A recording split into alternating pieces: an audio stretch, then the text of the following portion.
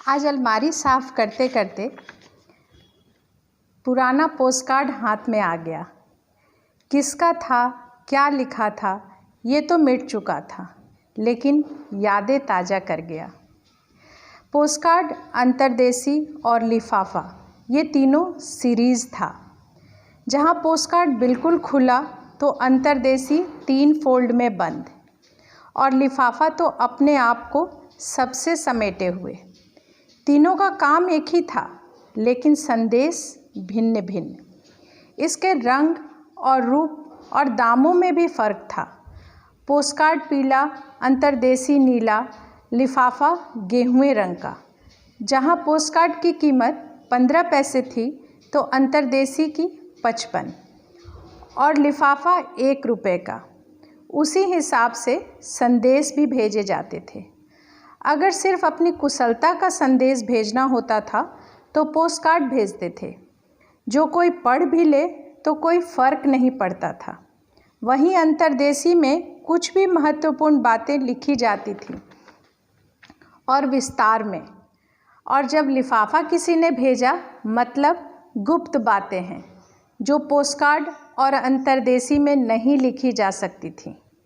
ये ज़्यादातर appointment letter या प्रेम पत्र में इस्तेमाल होता था, ताकि एक जगह से संदेश दूसरी जगह सुरक्षित पहुंच सके। पोस्टमैन भैया के हाथ में ये सब देखकर हम लोग समझ जाते थे कि समाचार किस प्रकार का है। अगर किसी के नाम का लिफाफा आ गया तो बड़ी मिन्नतों के बाद हम उसे देते थे। अगर कभी समय से चिट्ठी नहीं आता था तो डाकिया भैया से पूछते रहते थे, हमारा चिट्ठी आया है क्या? पहले इतना सरल नहीं था चिट्ठी लिखना। पहले तो पोस्ट ऑफिस से पोस्टकार्ड, अंतर्देशी या लिफाफा मंगाओ या खुद लेकर आओ, लिखो और पोस्ट करो।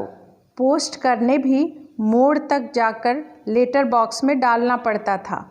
फिर हफ्तों का इंतज़ार।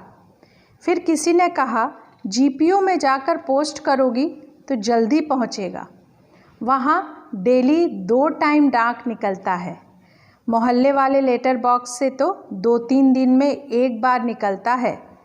फिर भी समय तो लगता ही था, लेकिन पहले भरोसा और विश्वास इतना अधिक था कि सब अच्छा ही होगा, ऐसी भावना लेकर हम लोग चिट्ठी लिखा करते थे।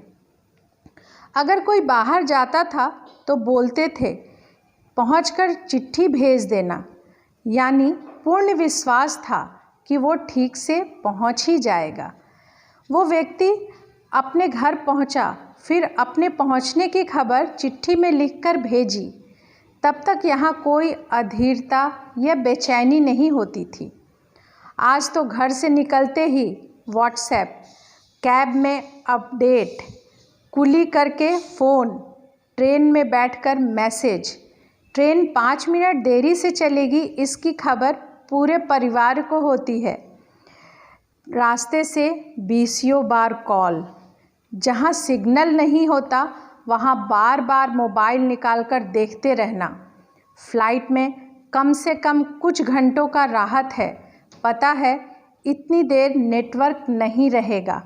खुद को भी शांति, दूसरों को भी शांति।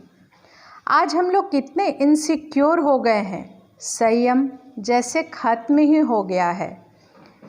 विश्वास, भरोसा और आस्था का, इसका महत्व आज देखने को मिलता है दूर दराज के गाँव में, पहाड़ों पर, जहाँ आज भी डाकिया ही साधन है समाचार आदान प्रदान का।